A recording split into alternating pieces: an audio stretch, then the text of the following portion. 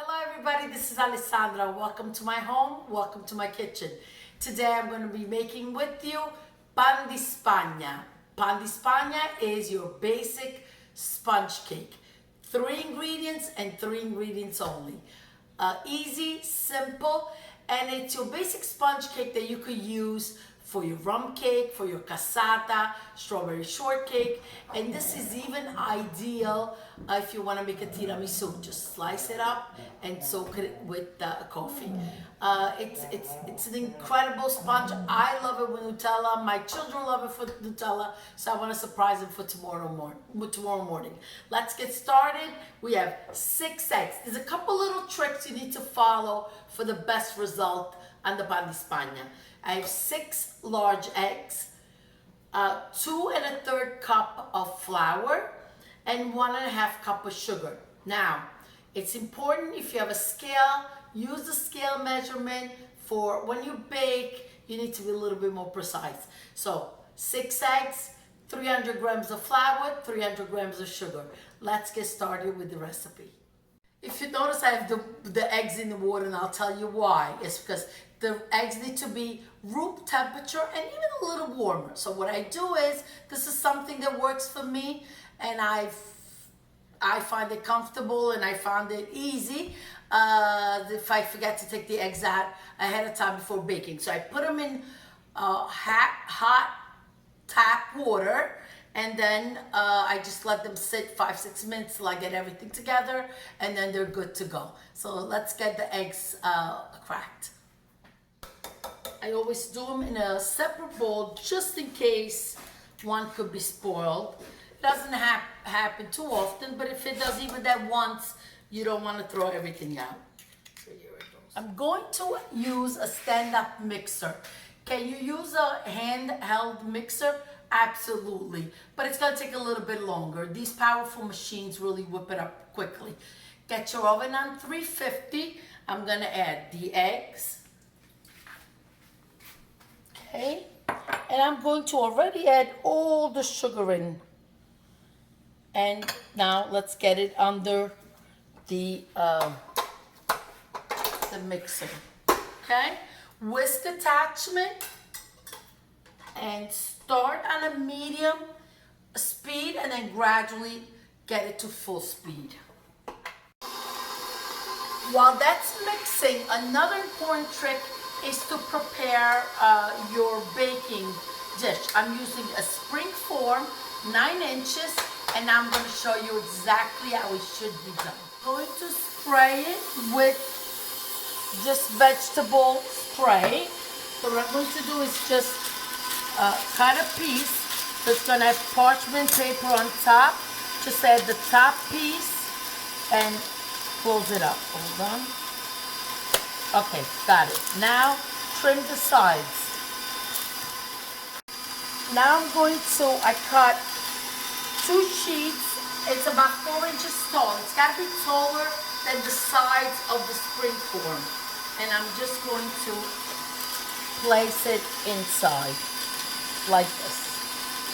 And believe me, what this does, it kind of guides the pan di Spagna to rise because it gets no baking powder.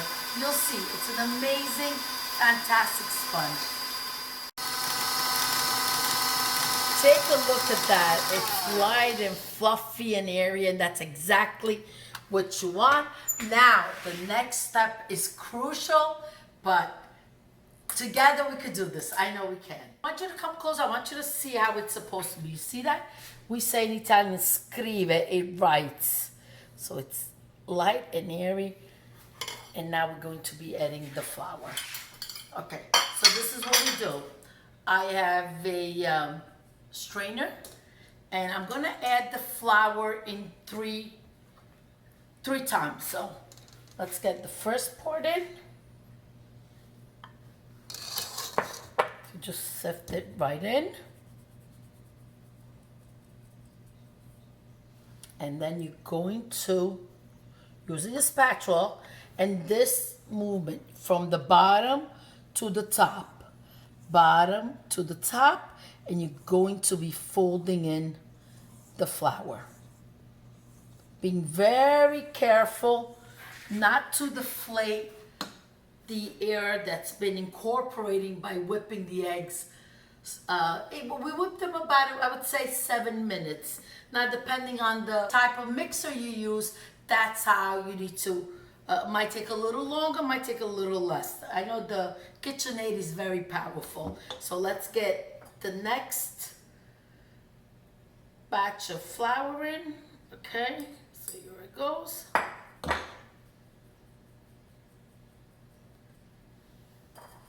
Okay, again, fold it in, bottom to the top. Okay, and I'm gonna also show you as you get closer, you see how the consistency is changing. So let's take a look together, okay? See that? It's thicker and just like a sturdier mixture. So mixed, now let's get it into the spring form.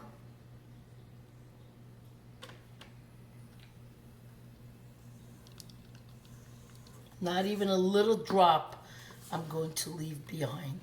Now remember, this is dairy free. So for anybody that's on a dairy free diet, this is a perfect cake. Ready for the oven. Exactly 40 minutes in the oven. You see it's soft but not liquidy to the touch. Now let's let it cool down. I'm going to show you what I mean about the paper. I feel that the paper guides it to rise and it just makes it extra tall. Let's get this removed. Take a look at this. Look at that. Oh. Absolutely perfect. If you're going to make a cake and you're going to use it decorated, I like to use the bottom side, which is nice and flat. But since we're not doing that today, we're going to be using the cake just like this. I'm going to sprinkle some powdered sugar right on top.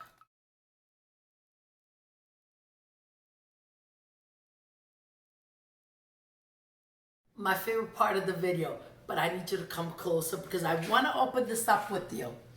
Okay, take a look at this. Just want you, can you hear it? How moist it is, how it cuts through. Look at that.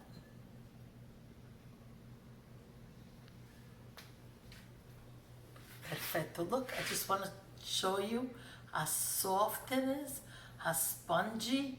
It's just perfecta. Perfecta, perfecta, perfecta. Take a look inside. Add some amarene. For the recipe on amarene, which are the sour cherries, that's on my St. Joseph Zeppoli video. So I'm just gonna drizzle some right on top. And the kids are going to be super thrilled tomorrow to have it with their breakfast. I know they're gonna be drizzling.